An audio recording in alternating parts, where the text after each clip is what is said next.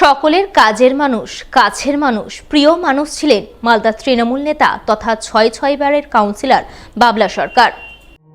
তাই তাঁর মর্মান্তিক পরিণতি প্রকাশ্য দিবালোকে নিজের ওয়ার্ডের দুষ্কৃতীদের গুলিতে তিনি খুন হয়ে যাওয়া এই সমস্ত কিছু মানতে পারছেন না ইংরেজবাজার পৌরসভার ২২, ২১, ২৬, ২৭ এবং ২০ নম্বর ওয়ার্ড এলাকার বাসিন্দারা। কারণ বাবলা সরকার ২২ নম্বর ওয়ার্ডের কাউন্সিলর থাকলেও ওই সমস্ত ওয়ার্ডগুলির কার্যত অভিভাবক ছিলেন তিনি। বিভিন্ন সুবিধা অসুবিধাতে সাধারণ মানুষজন তার কাছেই ছুটে যেতেন, সমস্যার সমাধান পেতেন। তাই প্রিয় নেতা বাবলা সরকার খুনের ঘটনায় ওই সমস্ত ওয়ার্ডের বাসিন্দারা এখন রীতিমতো মর্মাহত, বাকরুদ্ধ। তাদের প্রত্যেকের এখন একটাই চাওয়া, বাবলা সরকারের খুনের ঘটনায় জড়িত দুষ্কৃতীদের গ্রেপ্তার করা, খুনের পেছনের মূল মাথাকে সামনে আনা, অপরাধীদের সকলের কঠোর শাস্তির ব্যবস্থা করা। এই দাবি এখন ঘুরপাক খাচ্ছে গোটা ইংরেজবাজার পৌরসভা এলাকায়।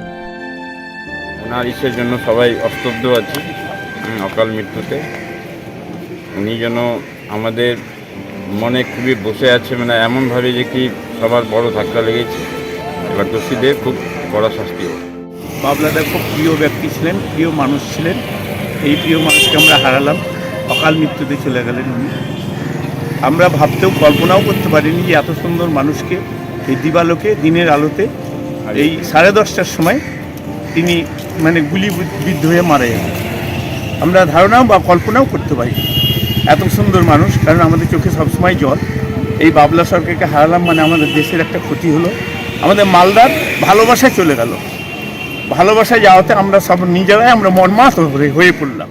বাবলা সরকার আমাদের খুব জনপ্রিয় নেতা এবং উনি আমাদের অভিভাবক হিসাবে আমাদেরকে গাইড করতেন এবং উনি এতদিন আমাদেরকে যেভাবে দেখে এসেছেন কিংবা দেখে রেখেছেন, ওনার এই অকাল মৃত্যুতে আমরা খুব শোকাহত। আমরা ভাবতেই পারিনি যে দিনের দুপুরে তারই ওয়ার্ডে তারই নিজ বাসস্থানের কাছে তাকে এইভাবে দিবালোকে খুন হতে হবে, এটা আমরা কল্পনা করতে পারছি না। আমরা নিজেরাই স্তম্ভিত হয়ে গেছি যে এই ঘটনাটা কী ঘটলো।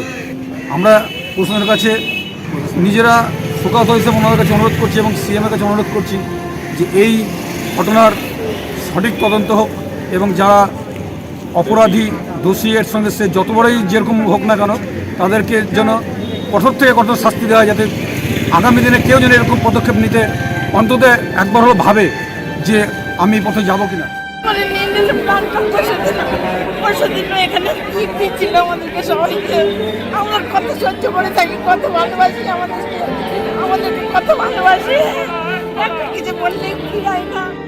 খুনের ঘটনায় জড়িত দুষ্কৃতীদের দৃষ্টান্তমূলক দাবি নিয়েই তৃণমূল নেতা বাবলা সরকারের নিথর দেহ বিশাল শোক মিছিল সহকারে কানির মোড় হয়ে মালদা শহরের রথবাড়ি মোড়ের উদ্দেশ্যে এগিয়ে চলে। রথবাড়িতে প্রিয় নেতাকে শেষ দেখা দেখতে সাধারণ মানুষের ঢল নামে।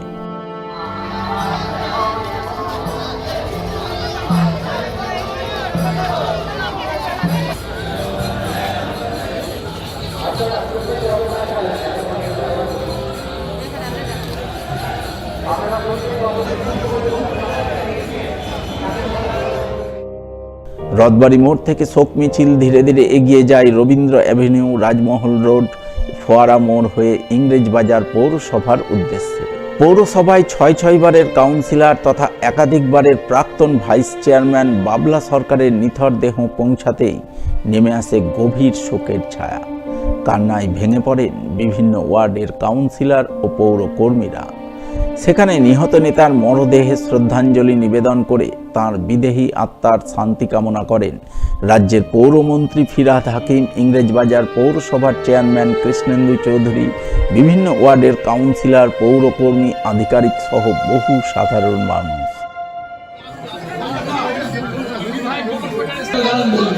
নিবেদিতা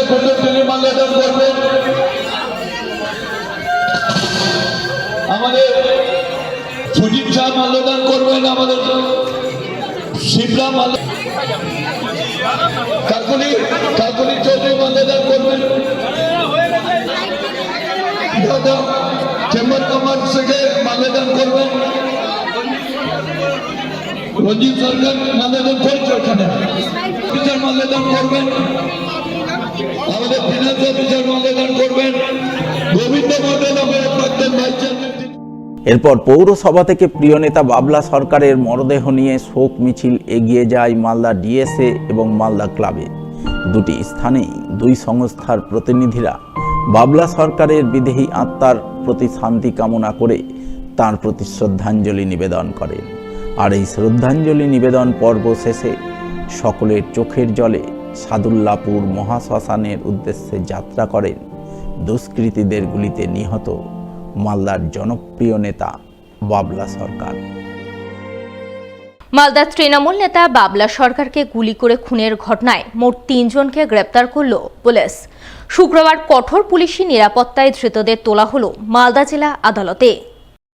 উল্লেখ্য, বৃহস্পতিবার মালদায় এক মর্মান্তিক ঘটনা ঘটে। মালদার জনপ্রিয় তৃণমূল নেতা তথা কাউন্সিলর বাবলা সরকারকে তার নিজের ২২ নম্বর ওয়ার্ডে দুষ্কৃতীরা বন্দুক উঁচিয়ে ধাওয়া করে খুব কাছ থেকে একাধিক গুলি করে খুন করে।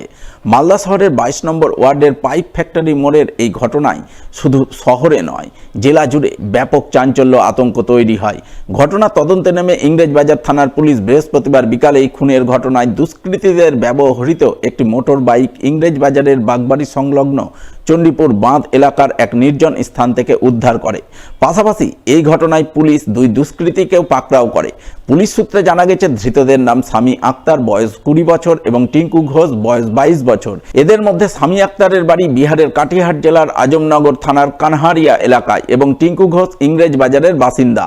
তবে এখানেই শেষ নয়, এই খুনের ঘটনায় বৃহস্পতিবার রাতে পুলিশ আরও এক দুষ্কৃতীকে গ্রেপ্তার করে। জানা গেছে, ধৃতের নাম আব্দুল গনি, বয়স ২৩ বছর, বাড়ি বিহারের কাটিহাট জেলার সালমারি থানার নাজিরপুর সালমারি এলাকায়। শুক্রবার এই ধৃত ৩ দুষ্কৃতীকেই পুলিশের তরফে কঠোর পুলিশি নিরাপত্তায় পেশ করা হয় মালদা জেলা আদালতে। তবে ধৃতরা কার ইশারায়, কার প্রচ্ছন্ন মদতে এই খুন করেছে সেই বিষয়ে এখনো কিছু জানা যায়নি। কারণ জানতে চলছে পুলিশি তদন্ত।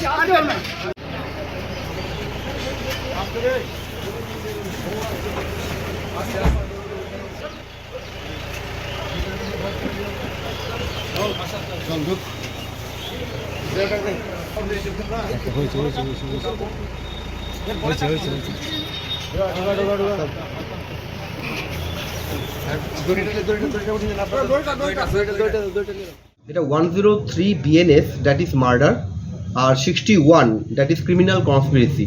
একের অধিক যখন অ্যাকিউজ চলে আসে একটা কেসে, তখন ক্রিমিনাল কনস্পিরেসির ধারা ওখানে লাগু হয়, সেটা দিয়েছে। আর এখানে ফায়ার আর্ম ইউজ করা হয়েছে এবং সেই অফেন্ডিং ওয়েপনের জন্য অলরেডি তাকে আর্মস অ্যামেন্ডমেন্ট অ্যাক্ট তাকে দেওয়া হয়েছে।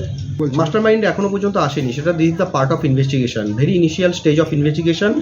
After considering the CCTV footage, after examination of CCTV footage, 3 accused persons have been arrested now, and among them 2 persons from Bihar and one of them from EBPS, under EBPS, so that is Jodhpur.